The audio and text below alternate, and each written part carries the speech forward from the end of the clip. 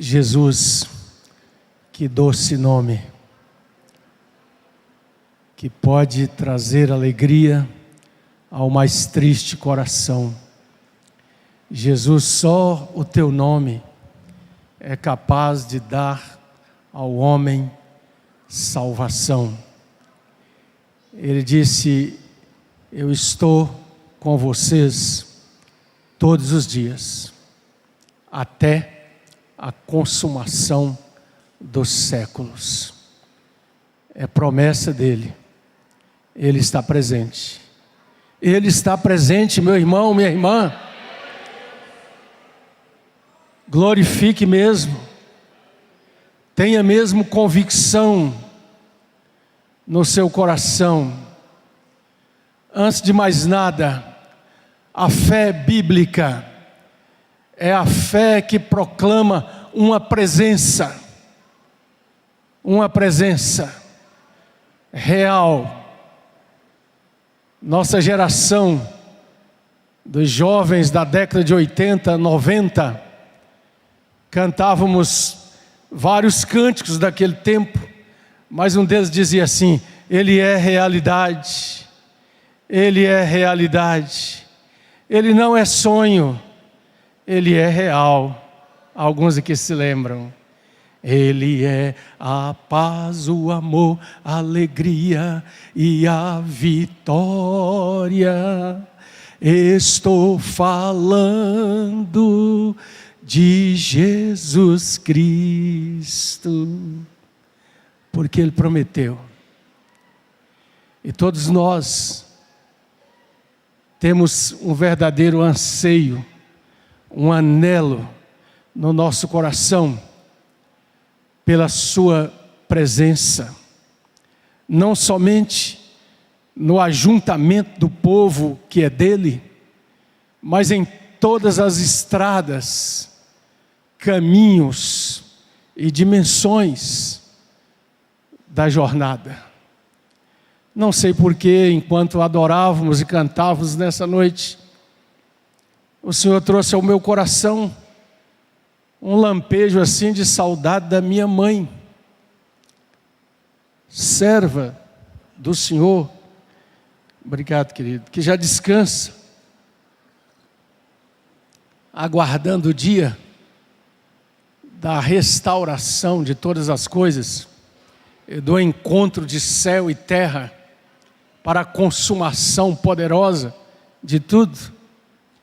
Mas me lembrava como era bom quando a gente conseguia reunir todos os irmãos na casa dela, perante uma comida que ela sabia preparar tão bem, muito simples, nada de coisas sofisticadas ou de receitas espetaculares, mas aquela comida simples.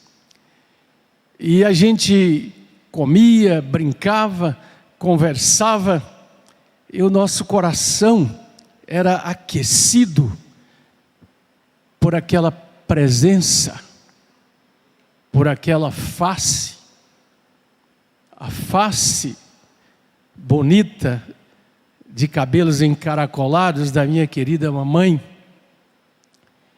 que havia experimentado na sua vida a graça do Senhor. É assim que nós precisamos ter a expectativa desse momento aqui agora de culto ao nosso Deus, de saber que Ele está presente, de saber que Ele olha para mim e olha para você, de saber que Ele sonda o nosso coração, de saber que Ele conhece as nossas dores, mas também nossas alegrias, de saber que Ele está conosco na jornada, na batalha que temos para cuidar dos filhos. Eu vi uma criancinha ali atrás, o David Lucas está aqui no colo do Helder, no desafio de seguir na caminhada da vida, nas demandas todas que pesam sobre nós, nos desafios que recomeçam amanhã, no dia de trabalho, Mas esse é o momento em que Ele nos chama ao descanso, ao banquete que Ele põe diante de nós. E o poeta bíblico, cheio do Espírito da graça de Deus, disse: levou-me à sala do banquete, e a sua bandeira sobre mim é o amor de Jesus. Oh, como Ele nos ama, oh, como Ele nos recebe e nos chama a participar alegremente dessa preciosa comunhão. Você que está em casa e recebe também essa palavra, tenha absoluta certeza que se você pediu, o Senhor está aí do seu lado. Desfrute dessa presença. Mas aqui nós não cultuamos a Deus sozinhos nessa dimensão do culto público. Nós o fazemos na companhia uns dos outros. E nós vamos juntos a Deus em gratidão, em louvor, em adoração, porque Ele é digno e Ele compartilha conosco a sua palavra, que é preciosa, que traz a edificação, o ensino, o impacto da graça dEle ao nosso coração. Carta aos Gálatas, no Novo Testamento, capítulo 5. Gálatas, você vai folheando os evangelhos, depois Atos, Romanos, Coríntios. Gálatas, capítulo 5, é um dos textos que vamos ler para nele meditar nessa noite. Gálatas capítulo 5, o versículo 22 e 23. Mas, o fruto do Espírito é, vamos juntos? Amor, alegria, paz, longanimidade, benignidade, bondade, fidelidade, mansidão, domínio próprio. Contra essas coisas não há lei. E os que são, diz o verso 24, de Cristo Jesus, crucificaram a carne com as suas paixões e concupiscências. Vamos também ao Salmo 16. Salmo 16. Salmo 16. Essa palavra de Gálatas nos diz que o fruto do Espírito, ou uma das manifestações do fruto do Espírito, é a alegria. Alegria. O Senhor nos direciona nessa noite para meditar um pouco sobre alegria. Alegria. Salmo 16. O último verso desse salmo, o salmista de Israel diz assim: Tu me farás ver, verso 11, os caminhos da vida.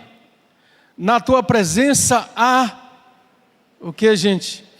Plenitude de alegria. Na tua destra, delícias perpetuamente. Mas o fruto do Espírito é alegria. Vamos repetir a frase: mas o fruto do Espírito é alegria.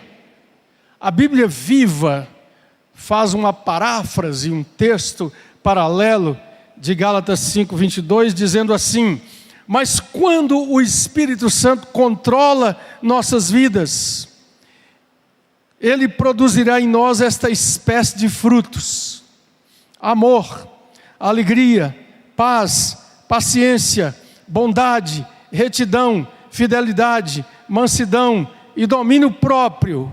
E aqui não há conflito algum com as leis judaicas. A Bíblia Viva também traduz o versículo 11 do Salmo 16 assim: Tu me mostrarás os caminhos da vida. Junto a ti há sempre a mais profunda alegria. Ao teu lado os prazeres mais deliciosos da tua eterna presença. Amém. Ore a Deus por você mesmo, por mim como instrumento da palavra. E peça a Deus uma palavra ao seu coração. Como anda o seu estoque de alegria? Como você encara a realidade da alegria nesta vida? A alegria do crente, da cristã, discípula de Jesus. O que a palavra de Deus tem a nos dizer sobre alegria e felicidade, aqui e agora, não somente depois, mas também aqui e agora. Ore ao Senhor. Nos prostramos ante Ti, Senhor, e agradecemos esse privilégio da igreja reunida em mais essa noite. Louvamos o Teu nome, agradecidos por poder abrir Tua palavra com toda a liberdade. E a palavra é proclamada mesmo diante das potestades e os dominadores deste mundo perverso, mas que eles não tenham domínio nem ação sobre o coração e a mente de teus filhos e filhas. Abre completamente o nosso entendimento e dá-nos o ensino que vem do teu Santo Espírito para nos guiar a toda a verdade. Perdoa o nosso pecado, a maldade do nosso coração, poderoso Deus. Purifica-nos, lava-nos, como disse o salmista, com água pura, com o renovo gracioso do teu perdão, porque é bem-aventurado aquele cuja iniquidade é perdoada e cujo pecado é coberto. Oramos e agradecemos, no nome de Jesus. Amém. Glória a Deus. Talvez você tenha visto um documentário falando de um projeto muito desafiador que foi levado avante entre os anos de 2018 e 2020. O projeto EHT, Event Horizon Telescope. Um projeto levado a efeito por cientistas, astrônomos muito bem conceituados do mundo inteiro, para pela primeira vez tentar montar radiotelescópios em torno do mundo para tirar uma foto pela primeira vez de um buraco negro. Os buracos negros, concebidos em teoria, já desde os estudos de Einstein, seriam estruturas muito tremendas existentes no espaço sideral, estruturas de força gravitacional tão tremenda que engolem tudo que passa por perto, inclusive a luz. E eu achei muito interessante porque, partindo do seguinte raciocínio, essa estrutura está numa distância tão grande, mas tão grande, nos limites da nossa galáxia, que para que um telescópio possa detectá-la, teria que ser um telescópio do tamanho da Terra. Então, como a mente humana é muito desafiadora, pensaram em fazer um telescópio do tamanho da Terra, ou seja, conectar vários telescópios radiotelescópicos em volta do mundo inteiro, para que no mesmo dia, numa mesma hora, dentro de um programa de computador de uma capacidade assim tremenda, usando algoritmos, pudesse fotografar pela primeira vez um buraco negro, um local no espaço que engole tudo que passa, que está, segundo os cálculos, a uma distância de milhões de anos-luz da Terra, e que tem uma massa maior do que 1 milhão de sóis. São números que desafiam a nossa mente. 2 anos de trabalho, fizeram cálculos avançadíssimos. Uma equipe trabalhou ao lado de uma das mentes científicas mais brilhantes do século passado, do início do nosso século, de um inglês chamado Stephen Hawking, preso numa cadeira de roda com uma doença que tirou sua fala, mas inventaram um aparelho para colher a voz dentro da garganta e jogar no microfone, e ele trabalhando com esses cálculos. Chamou a atenção que no meio dessa equipe tinha uma mulher, uma jovem de 29 anos, uma pesquisadora apaixonada por esse assunto, e depois de 2 anos de trabalho, conectando todos esses radiotelescópios em volta do mundo, eles conseguiram obter uma imagem que saiu e foi divulgada pelos jornais e noticiários do mundo inteiro.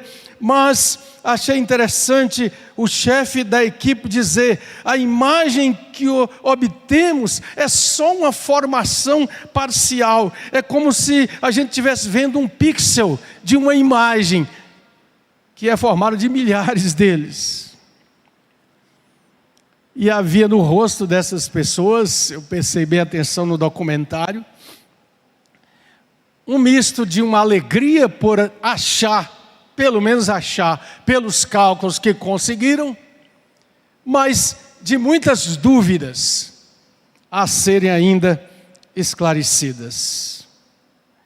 Havia um quê de frustração por lidar com coisas tão grandes, tão tremendas, tão além da nossa compreensão, segundo os próprios pesquisadores. Inclusive, o Dr. Hawking morreu no decurso dessa experiência, antes de vê-la completada. Irmãos e irmãs, por quê? A pergunta que nós precisamos fazer perante essas coisas todas é: por que o ser humano deseja tanto, almeja tanto, e aos limites ainda não conhecidos, buscar o entendimento e a compreensão de coisas que desafiam o seu coração? É uma busca do homem em todo o tempo na face da terra. Já no tempo de Cristo, já nos registros da palavra de Deus, o próprio apóstolo Paulo, passando por Atenas, ele vê todo esse mover de uma filosofia que indagava, que buscava, que queria respostas. Um dos grandes cientistas, chamado Pascal, e você pode pesquisar o quanto esse homem era competente, habilidoso, e o quanto que ele era crente em Jesus Cristo. As coisas que ele deixou escrito sobre a sua comunhão com Deus. Mas Pascal disse assim certa vez: todos os homens buscam a felicidade, sem exceção. Todos almejam esse alvo, não importam quão diferentes sejam os meios de obtê-la, e não farão o menor movimento sem ter isso em mente. Essa é a motivação de todas as ações humanas, até mesmo daqueles que pensam em suicídio. E eu concordo com ele. Esta declaração que ele diz que é algo que está dentro do coração do homem. Quando você lê o livro de Eclesiastes, onde o pregador, que está trazendo tão profundos pensamentos sobre a vida, ele diz: Deus colocou a eternidade no coração do homem. Quando nós começamos a aprofundar um pouco mais os estudos do que temos hoje a respeito da maravilha do cosmos, da realidade do universo que contemplamos numa noite estrelada, apenas uma pequeníssima fração daquilo que os cálculos matemáticos, principalmente, mostram existir, nós sentimos a finitude, a limitação do ser humano. Mas o fato é que os homens buscarão sempre nessa direção uma fonte que traga esse prazer, essa alegria, essa felicidade, quando são profundos e se importam em colocar a mente, a razão para trabalhar, ou então irão para os caminhos mais obscuros na busca dessa felicidade, por falta de compreensão de onde está a verdadeira alegria. Qual é o ensino da palavra de Deus sobre alegria? Há um espaço na fé cristã, na prática cristã, na igreja cristã para a alegria?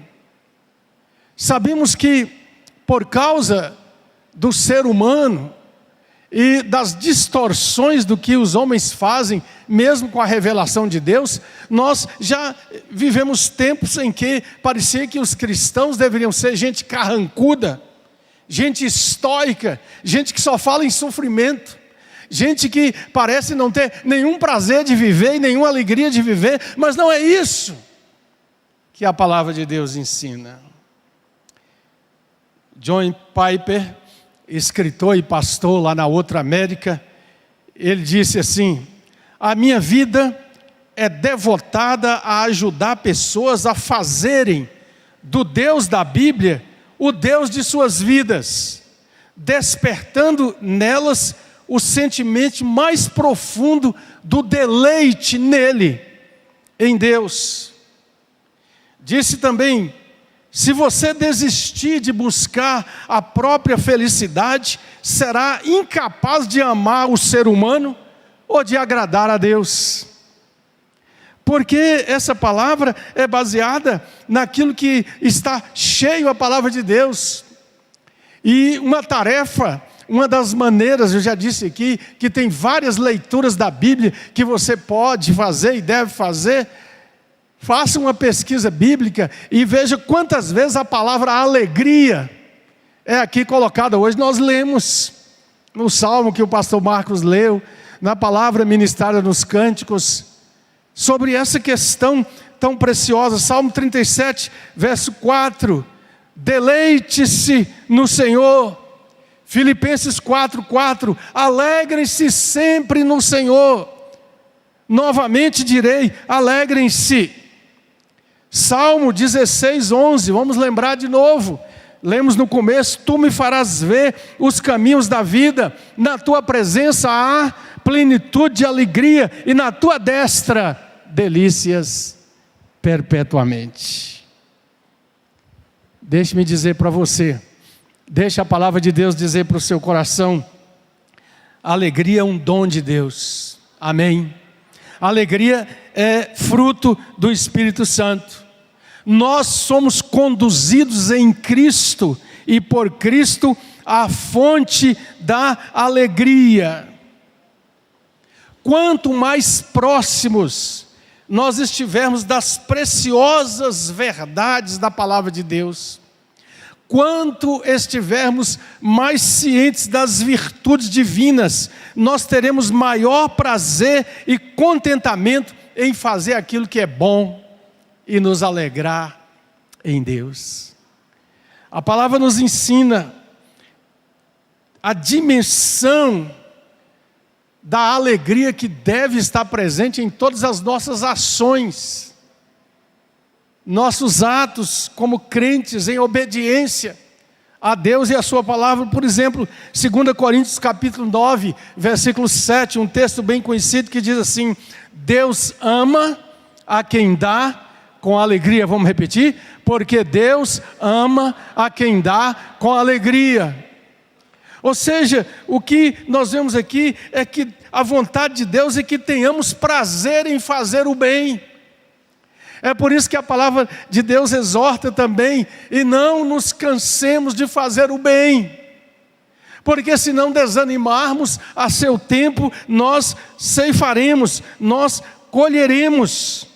Nós precisamos fazer com a certeza de que a obediência, ela aumenta a nossa fonte de alegria. Deus ama quem dá com alegria. Às vezes nós usamos esse texto e achamos que ele é uma maneira de convencer a pessoa para tirar esse escorpião do bolso, né? Para ser capaz de dar, mas não é essa a motivação. A motivação é saber que quando nós damos ou deixamos de dar, quando nós fazemos por obediência à sua palavra, quando nós estamos cheios da certeza de que estamos dentro da sua vontade, a alegria é uma recompensa sim, de pertencermos a Ele, de estarmos com Ele. Quando eu estou com a minha netinha Luna, que vai fazer agora seus 9 anos no carro, eu fico assim constrangido se eu não tiver um dinheirinho trocado ali no console ali do carro, porque todas as vezes que paramos no sinal e alguém nos aborda, ela, não vovô, tem que dar, e ela fica procurando alguma coisa. Eu já falei, vovô, tem que trazer.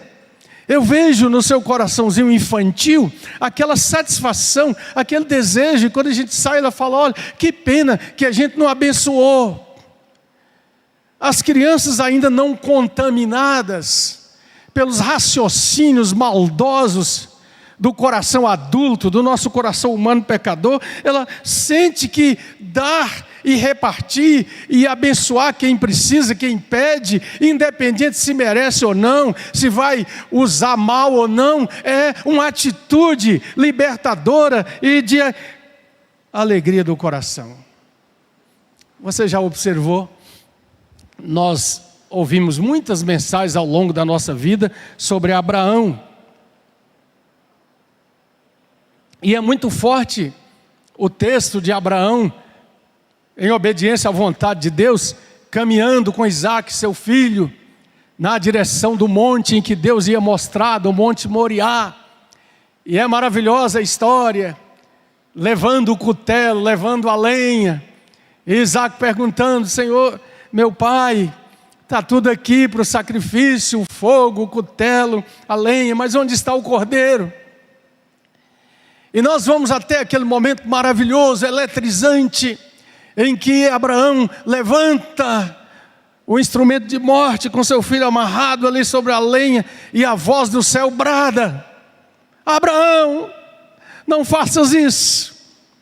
E como se tivesse uma música tremenda, né, para levar essa culminância de Deus providenciar, como Abraão havia dito para Isaac, o cordeiro, e ali ele descobre esse nome precioso para Deus. O Senhor proverá, Yahvé Jirê, Yahvé presente na vida dele.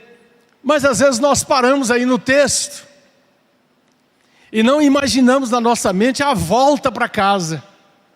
A volta para casa. Abraão, Isaac, os empregados que sempre iam ali a uma certa distância, e a alegria jubilosa no coração.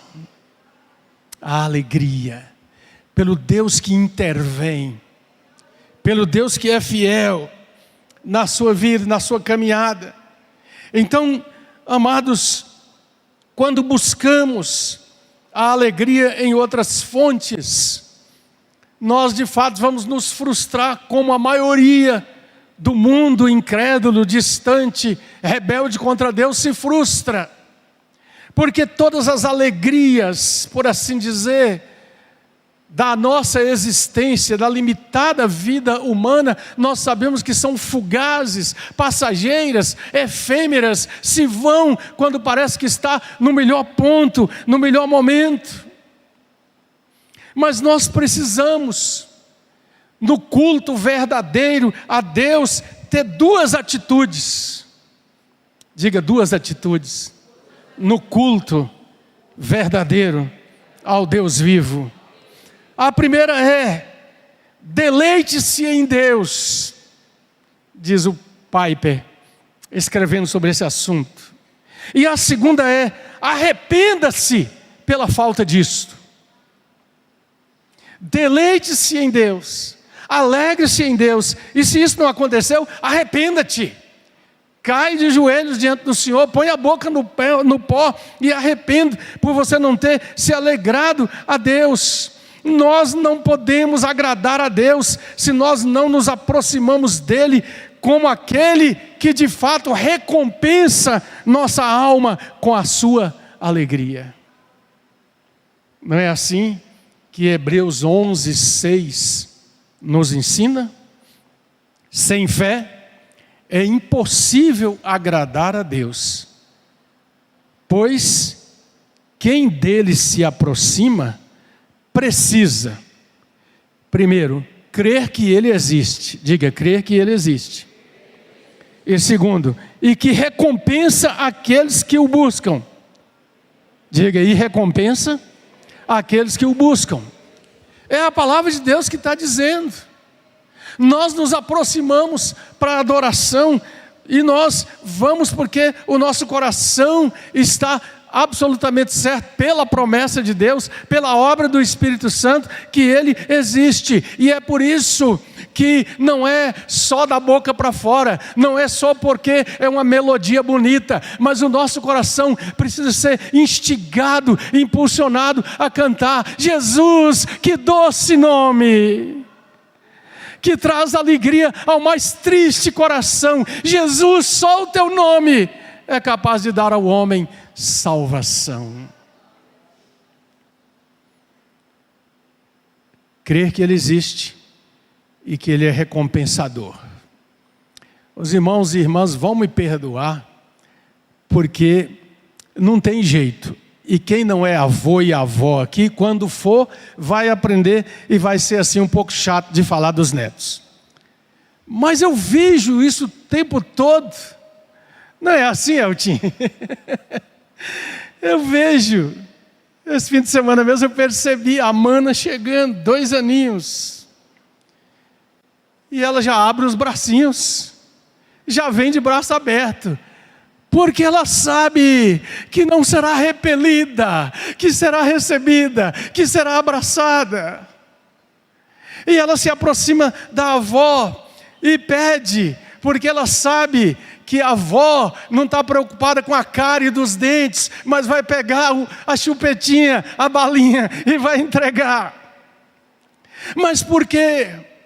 Porque antes de ter os seus 2 aninhos e já está capaz de andar com seus passinhos na direção da vovó, ela já esteve ali com 1 mês, com 2 meses, já teve a fralda trocada, já teve a necessidade de água suprida. Então há um relacionamento de proximidade. O que Cristo nos chama a nos aproximar do Pai é andar com Ele, é relacionar com Ele, é viver com Ele ao nascer do sol e ao pôr do sol, ao ter essa comunhão com o Deus que Davi tinha. E por isso Davi dizia: ó Senhor, o Senhor tem as fontes da vida, na tua presença há alegria verdadeira e genuína, a alegria de conhecer, a alegria de desfrutar. Deus glorifica-se a si mesmo. Preste atenção. Deus, o Deus da Bíblia, glorifica-se a si mesmo em suas criaturas de 2 maneiras. A primeira delas é revelando-se, para que nós, criaturas, compreendamos quem Ele é.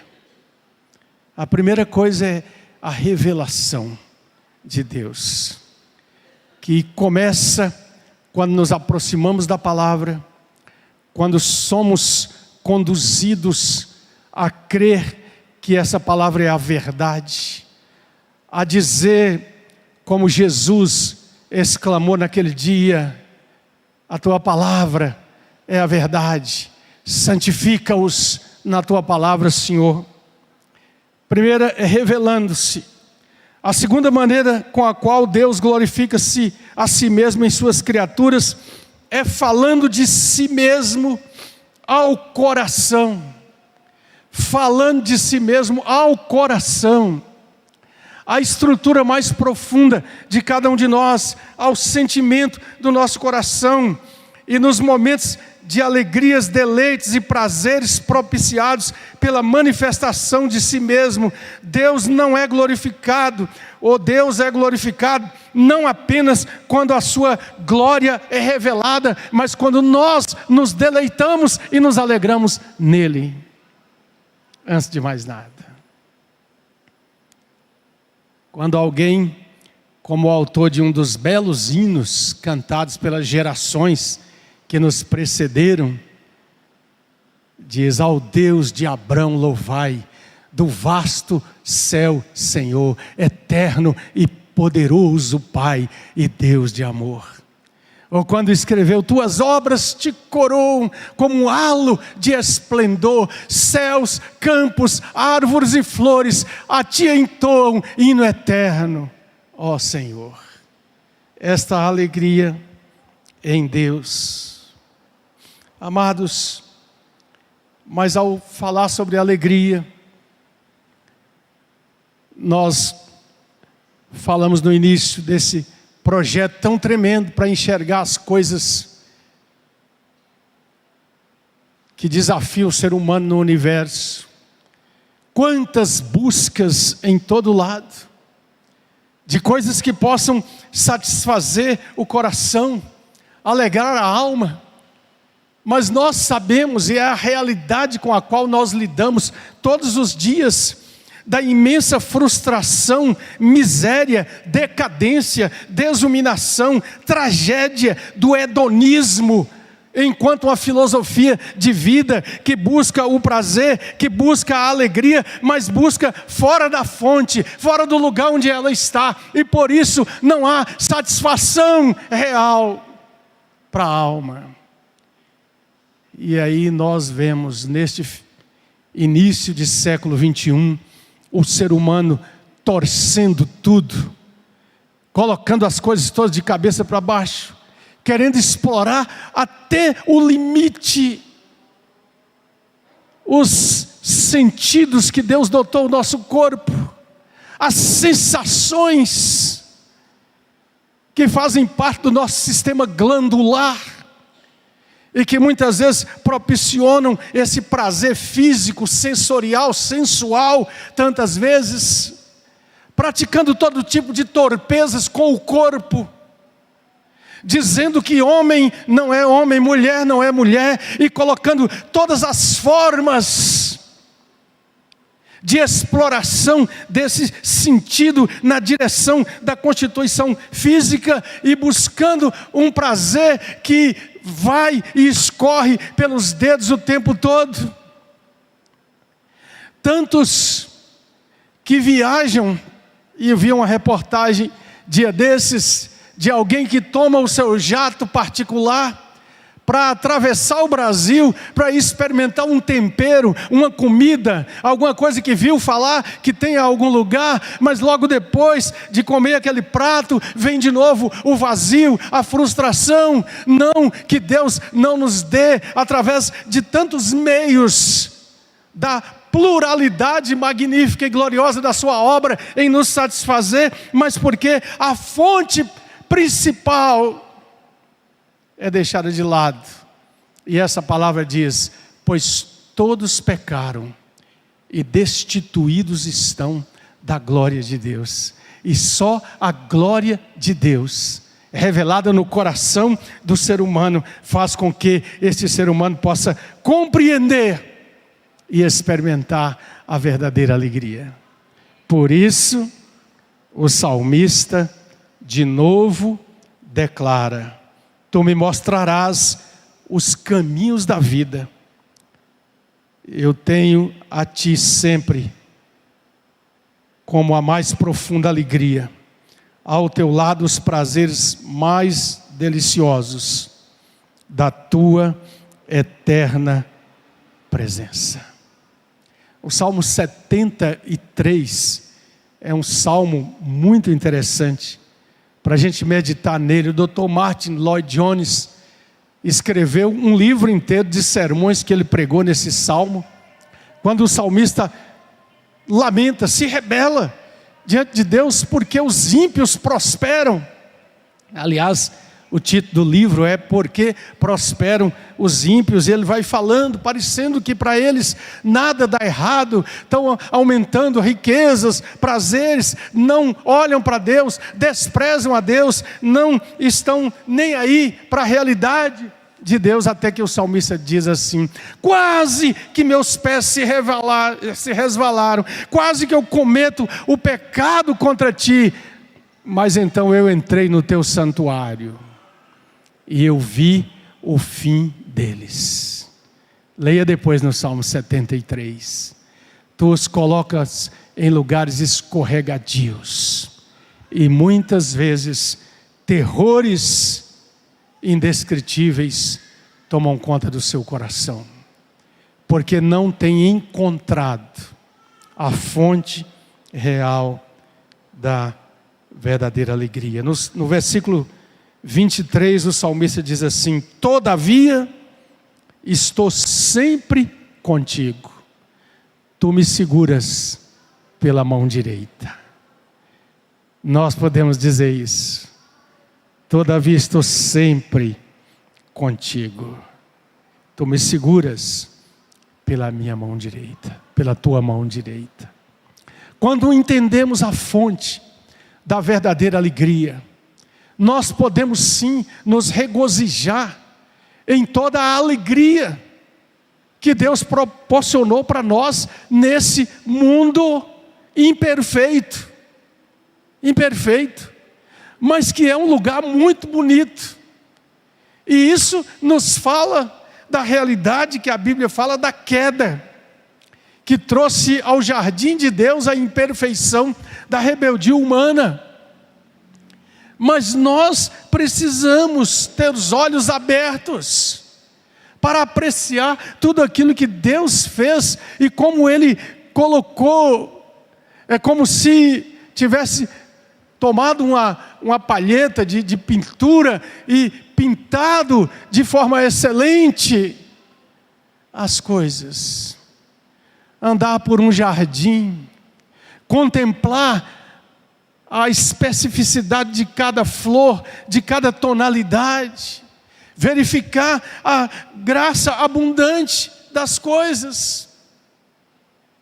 Me recordo que, voltando lá de Fernando de Noronha, o avião fez uma curva para mostrar aquela enseada, e todos nós que estávamos ali, eu vi dentro do avião aquele suspiro de oh, que maravilha! A Bíblia diz que o Senhor fez todas as coisas e colocou um homem no jardim para delas usufruir.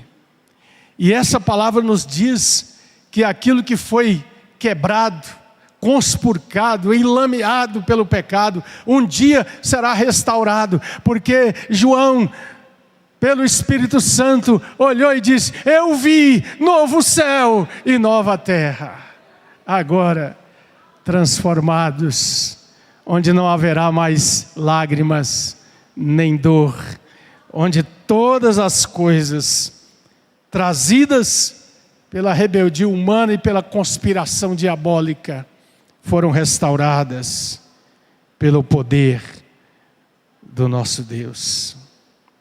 Precisamos nos lembrar disso.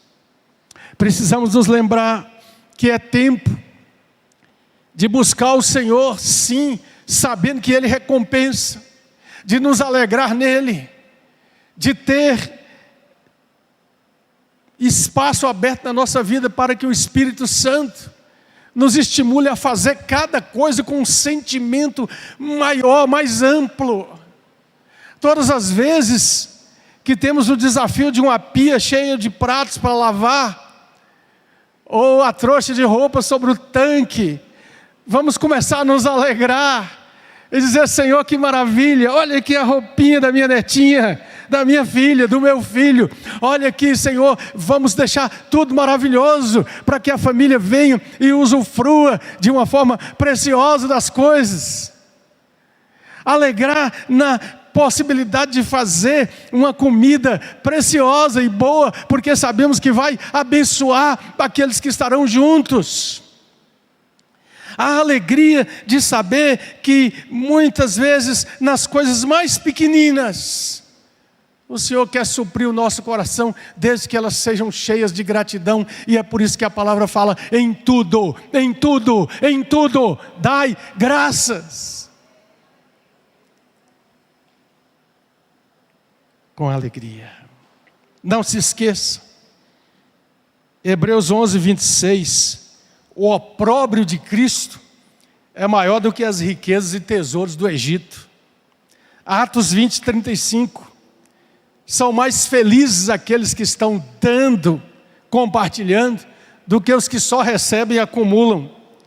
Filipenses 3, 8, que nós devemos julgar todas as coisas em comparação com a glória do conhecimento de Cristo Jesus.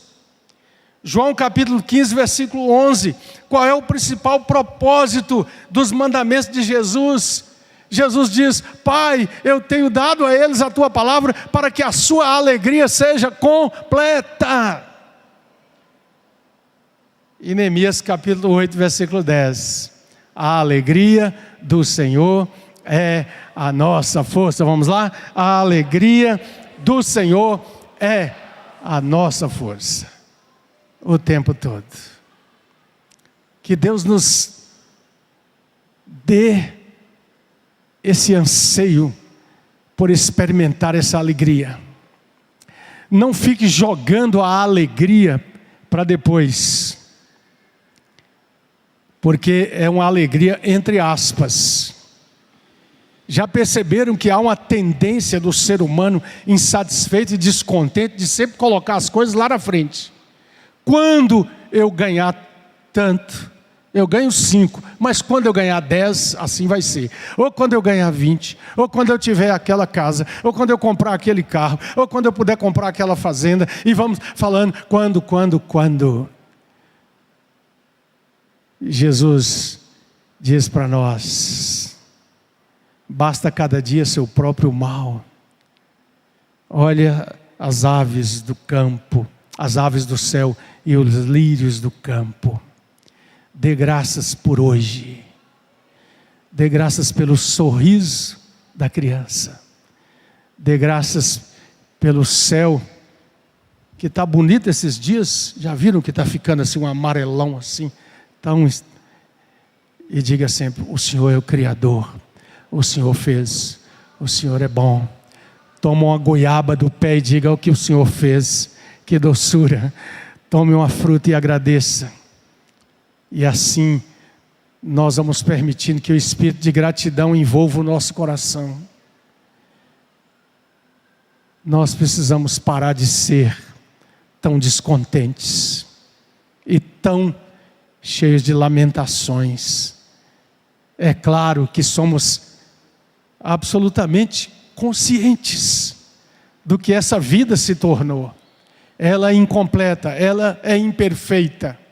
Mas nós podemos dizer com toda alegria: a verdade que a palavra de Deus traz ao nosso coração é que o fruto do Espírito é alegria. E Ele nos traz a alegria, independente de, apesar de, porque nós somos do Senhor.